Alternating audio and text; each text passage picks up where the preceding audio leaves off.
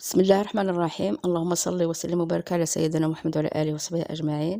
السلام عليكم ورحمه الله تعالى وبركاته. اليوم غادي نصاوب معكم لي سوشو كيجيو رائعين فواحد العجينه يعني سهله وواحد الحشوه لذيذه. نخليكم مع طريقه التحضير ديالهم ان شاء الله. كيجيو هشاش ومهويين من الداخل. غادي نحتاجو فيهم جوج غرفيات نتاع الفرينه عامرين مزيان، ولا 4 نتاع الكيسان تاع العنبه، معلقه كبيره سنيده وشويه تاع الملحه، وهنا عندي نص معلقه نتاع الخميره نتاع الحلوه هو 4 غرام، وعندي بياض بيضه. الصفار غادي نخليوه باش ندهنوا الوجه نتاع لاسوشو. صافي غادي نديروا داك بياض البيض في الفرينه بحال هكا، ونزيدوا عليهم الزبده مخلطه بالزيت، يعني كاس ما عامرش. تذوبوا معلقه كبيره مزيان تاع الزبده وتكملوا بالزيت، يعني كاس ما عامرش. صافي غادي نجمعوا العجينه ديالنا بالماء البارد، ماشي دافي، غير ما عادي. لا هزني هنايا واحد الكاس نتاع العنبه ما عامرش نتاع الماء، وما تجروش العجينه باش تجيكم هشيشه وما تدلكوهاش، غير تلموها بحال هكا. غادي نغلف العجينه ديالي ببلاستيك غذائي ونخليه يرتاح بين ما وجدت الحشوه ديالو اللي غادي نعمر بها لي سوشو. انا عندي جوج بصلات صغار ولا بصله كبيره، نديرهم في المقله بحال هكا مشلضين، ونزيد عليهم شويه زيت الزيتون، شويه زيت العاديه. الا ما كانش عندكم زيت الزيتون ديروا غير زيت العاديه. انا غادي ندير شويه نتاع صدر الدجاج مقطع في الهشوار، شويه كمون على راس معلقه، وشويه تحميره، شويه بزار، وشويه سكنجبير، والملحه. غادي نشحروا مزيان هذيك البصله مع العطريه وداك الدجاج. انا راني زدت شويه تاع الفلفله الحمراء اختياريه، الا بغيتو تزيدوها. غادي نحك واحد الرشاشه خفيفه نتاع الزعتر، واحد المعلقه كبيره نتاع لاصوص طوماط، انا عندي جاهزه. وغادي نزيد واحد 3 نتاع القطعات نتاع الفرماج مثلث اللي كيعطيو اللذه لهاد الحشوه.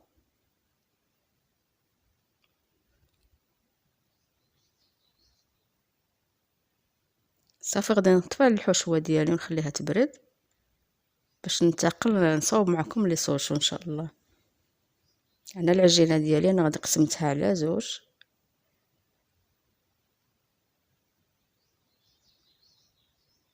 وفي الطريقه يعني ترقوا شويه العجينه، ما تخليوهاش غليظه.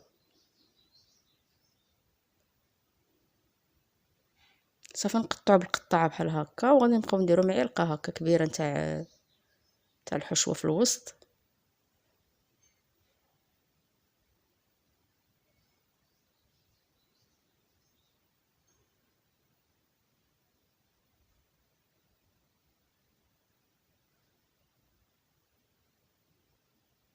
وغدهنو بحال هكا غير بالصبع ديالكم بشويه تاع الماء باش يلصق لكم العجين، وما يتفرقع لكمش هكا لي سوشو ديالكم في الفران يكون يطيب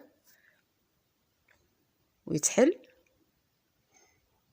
غتزيرو مزيان هكا، ومن بعد عاد نزيد ندك عليهم شويه بالفرشيط.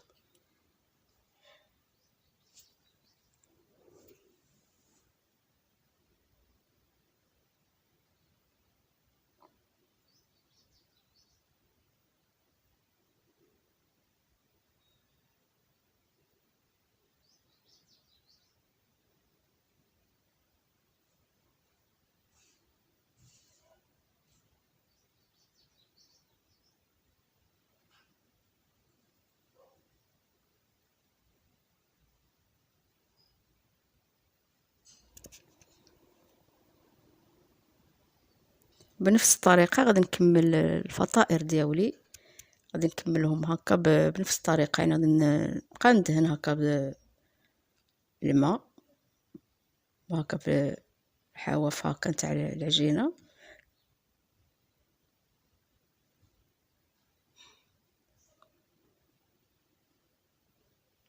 صافي غادي نزيد ندك عليهم هكا بالفرشيطه باش ما يوليوش يتحلوا، ونزينهم هكا يعني بالسكين ولا غير باليد الفرشيطه بحال هكا، كيعطيوهم منظر زويون.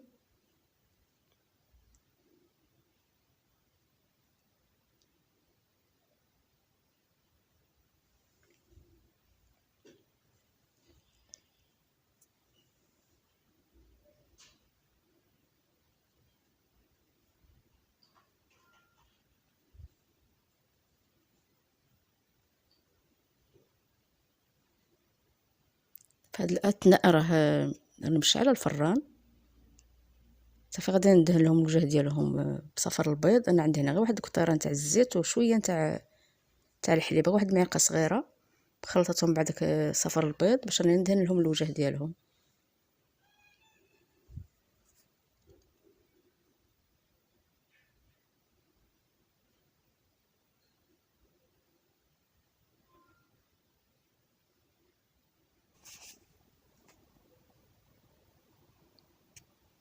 بعد ما تكملوا لهم الدهين هكا بصفر البيض غادي ديروا لهم خطوط هكا بالسكين كيجي منظرهم زوين. قبل ما تدخلوهم الفران غادي تثقبوهم بعود الاسنان هكا، دير لهم واحد 3 تاع التقيبات بحال هكا غير باش ما ينتفخوش في الفران. بعد ما خرجت السوشو ديالي من الفران غادي نزين لهم الوجه ديالهم هكا بالفرماج، اي نوع فرماج كان عندكم وهما سخوان يعني قبل ما تقدموهم.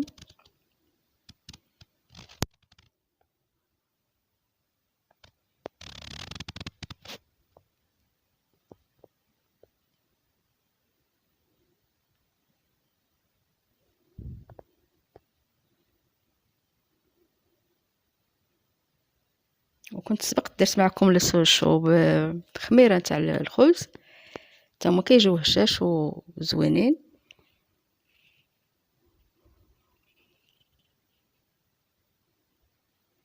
لي سوشو اللي صوبت معكم كيجيو على هذا الشكل هذا، كيجيو رائعين وهشاش،